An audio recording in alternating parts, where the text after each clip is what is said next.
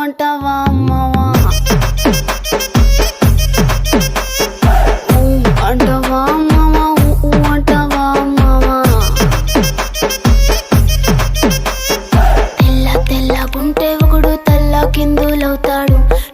నల్లగుంటే ఒకడు అల్లారల్లరి చేస్తాడు తెలుపు నలుపు కాదు మీకు రంగుతో పని ఏముంది సందు దొరికిందంటే చాలు మీ మగ బుద్ధే వంకర బుద్ధి అంటావా అమ్మవా అంటావా